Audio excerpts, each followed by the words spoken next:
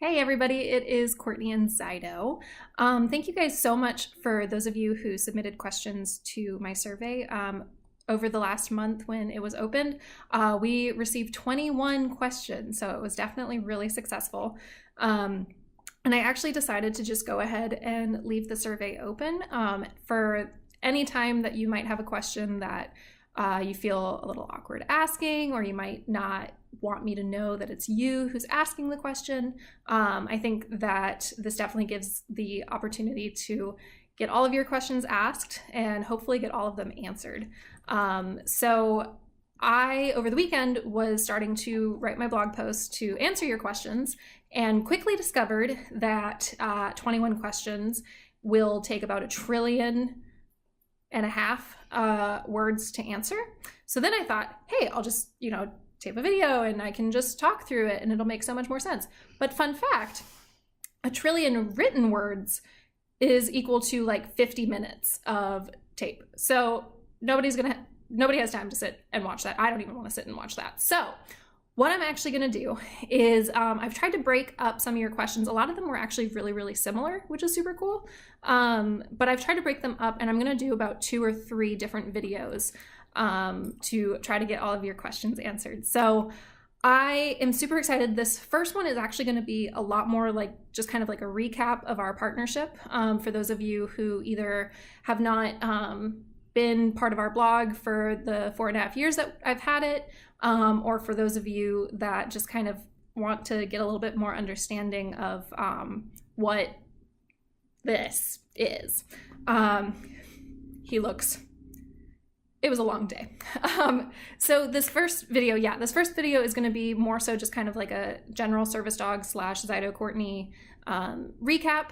And then the following videos, we're going to touch on a couple of things like just kind of social experiences with Zydo, as well as kind of some more serious and kind of sad, but definitely something that needs to be talked about, realities of having a service dog and how that partnership ends. So for that video, I have no idea when it's going to come up, but bring tissues. I know I will, and I will try to make it through. So for today's video, let's go ahead and just get started.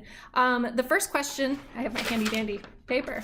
The first question was, why do you have a service dog? So I have a service dog because it was a requirement for my release from the asylum. No, but I always want to say that to somebody and I never have the courage to say it to their face, so I'm just going to say it on the video, so it's great. So I have a service dog because I have a neurological condition. So Zydo is he's a cardiac alert dog, which is kind of confusing because my heart as a muscle, totally fine, but my brain just sends it bad signals. I've had this condition now for 15 years. And it's basically after all those years of doctor's appointments and tests and everything, it's basically kind of been decided that I have an autonomic nervous system disorder. And of the known autonomic nervous system disorders, I have bits and pieces of each of them, but I don't fit perfectly into one of them. So it's kind of been wrapped up as that I have an undiagnosable autonomic nervous system disorder. So that's kind of where we're at. That's where we landed in 2014, which coincidentally is when I was partnered with Zydo. So part of my the main part of my condition is that when my body undergoes stress, whereas your body's adrenaline kicks in and you can like push yourself through it, my body is like, no, and it just turns off. So it basically, like we say, it Control-Alt-Deletes itself, and it turns off, which is not great, obviously. So what Zydo is actually able to do is he is able to smell when that signal is sent from my brain to my heart. He's able to detect that, and he does what's called alerting. So he will alert me, which is normally through like licking or through knocking my knee or rubbing his head on me. He doesn't bark. He's not allowed to make any noise. So it's a nonverbal alert in any way really that he can get my attention. And once he gets my attention, then he will sit on me. And if he needs me to lay down, he will actually push his little tush up against my chest and push me down. And then he lays on me. And he'll lay on me for however much time it takes to bring everything kind of back to normal. Actually, today I was at the gym working out. Don't do that. Just kidding. I've been working out more and it's been going great. Maybe that'll be a separate blog post. Not the point of this one.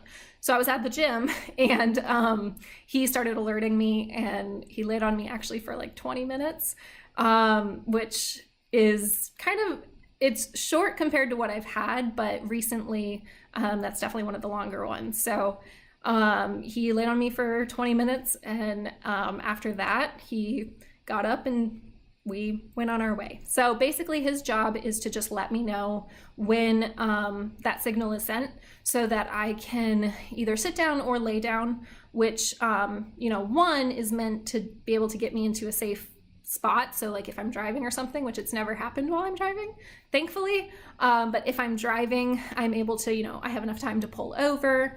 And if I'm standing or whatever, I have enough time, I can sit down so I could get safe. But then it also helps because when I sit down or lay down, my heart rate and blood pressure is able to get back to normal. So that's basically his job in a 6.5 minute nutshell. Sorry. Maybe this will be another 50-minute one. Hopefully not. But so the next question actually is kind of a combination of 4 different questions, which is asking about his training and how was he trained to be able to do this. So Zydo is from an organization called Canine Partners for Life. They are in Cochranville, Pennsylvania. And he was actually bred at CPL. And as a fun fact, you can't train a dog to be able to alert to cardiac or seizure. They just have the ability to do it or they don't. So Zydo was actually bred from a line of dogs that has shown the ability to alert. And as soon as these puppies are born, they are being tested. The trainers are looking at personalities, they're looking at their, general skills, they're looking at their, their fears and if they kind of like work around obstacles or if they get scared of obstacles. So they start just watching them. And after the appropriate amount of time, when the puppies are ready to be separated from their mom, some of the puppies go to local homes that are in the Pennsylvania area. And so those are called puppy homes. And then some of the puppies actually go to local prisons. And the prison puppy program is phenomenal. I think I'm going to try to do a post on it because it is just mind-boggling. It's so mutually beneficial and just, I love it. So Zydo was actually a puppy home puppy. And I'm still in contact with the cooks who are his puppy home, and they get kind of updates on social media and I get to see them. So the Cook family raised him for the first year of his life. And during that year, they taught him a ton of basic commands and just basic how to be a good boy, I guess you could say. And I'm sure I've heard that they still have, I believe they still have baby locks on their cabinets because one of Zydo's skills is to be able to like open cabinets. And I think he trained their pet how to do that. I don't remember who I heard that from, but could be true, might not be. I don't know. Either way, it's adorable. So Miss Cook, if you could reach out to me and let me know, that would be great. So during that first year, they learn a bunch of different skills.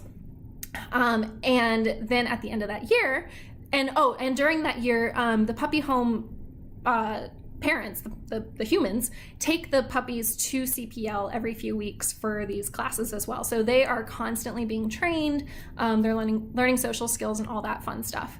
And at the end of that year, the puppies are brought back and CPL evaluates their just general service dog abilities. And if they don't quite meet that threshold, they are what's called released from the program. They are not fired. They aren't kicked out. They're just meant for other jobs like chasing squirrels and being a dog.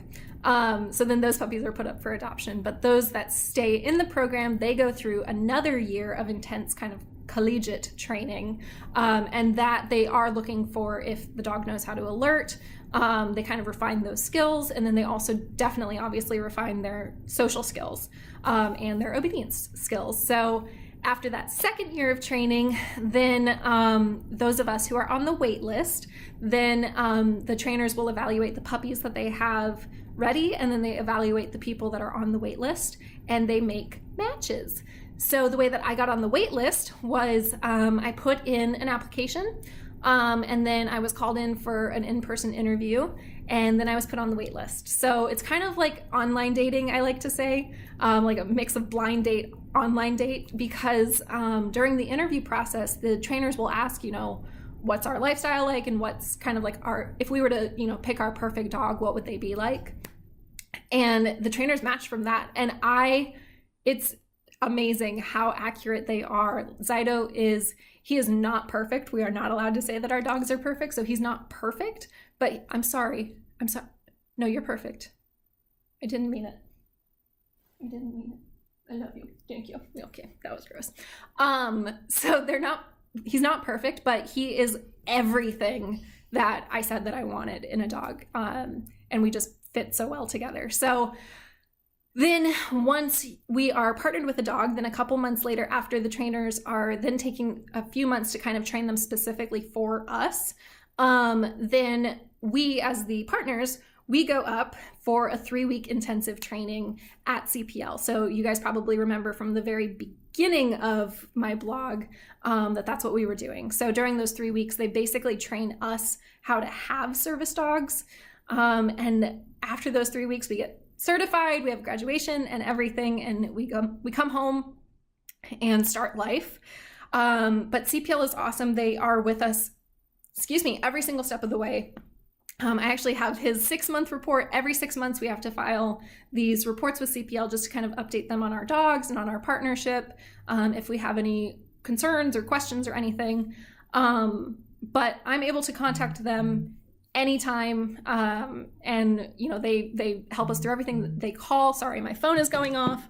They, you know, we can call them, we can email and everything. So they are there throughout their entire partnership. So that is basically a summary of how I got Zydo and why I have Zydo. So thank you guys so much for listening. Like I said, next time we're going to talk a little bit more about you know, how to get your own service dog, but also different options that there are, as well as hopefully we can have enough time to get to some social questions as well. So questions based off of, you know, children who are around me with Zydo, as well as, you know, like my public access rights and stuff like that. But who knows, at this rate, it might take us like 14 videos to get through this. So thank you guys so much again. And I'm really looking forward to talking with you guys more.